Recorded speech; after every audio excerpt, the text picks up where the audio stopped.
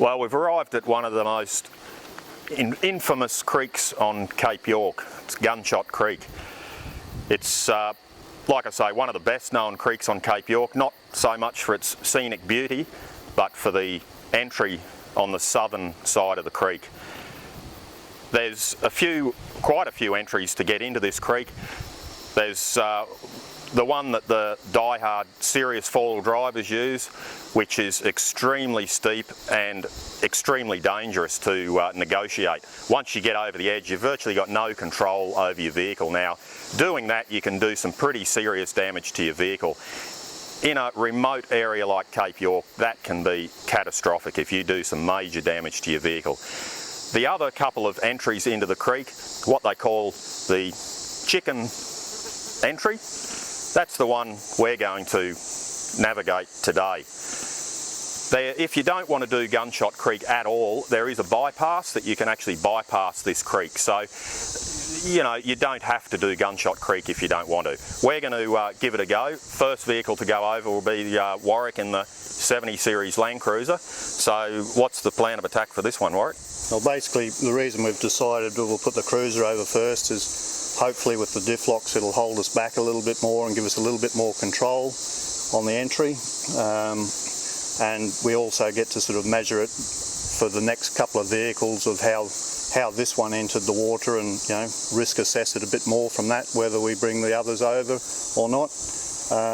But we're hoping this one, at least we've got one vehicle down here with the winch, and then we'll bring a Gold Zero vehicle over, and that leaves us one vehicle down the bottom and one vehicle up the top with winches. So like any creek crossing on Cape York, like I've said before, have a good look at it, analyse the situation. Like I say, Gunshot Creek is a fairly difficult creek crossing to negotiate. You don't have to do it if you don't want to. There is a bypass to get around it.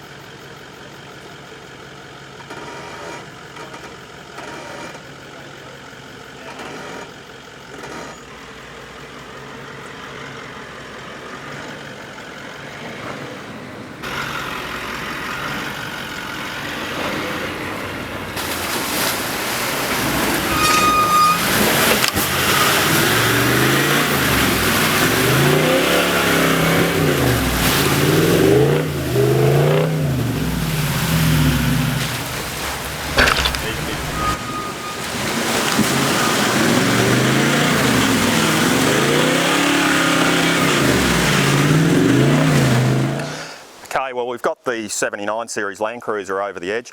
Did a little bit of damage to the back of the canopy. We're going to put the Ranger over the edge right now. What we've done here is we've got our recovery gear out here in preparation. We'll probably have to recover the Ranger out of the bottom of this. It's fairly soft and muddy. Once you've had one vehicle go through, it tends to chew it up. So we've got the recovery gear here ready to go, so we're not mucking around in the middle of the creek. Okay, so we're going to negotiate the entry into Gunshot Creek. What we've basically got here is we've got the vehicle in first gear, low range. We've got a rear diff lock on this Ranger, so we've got that locked in, which will give us a little bit more traction at the bottom.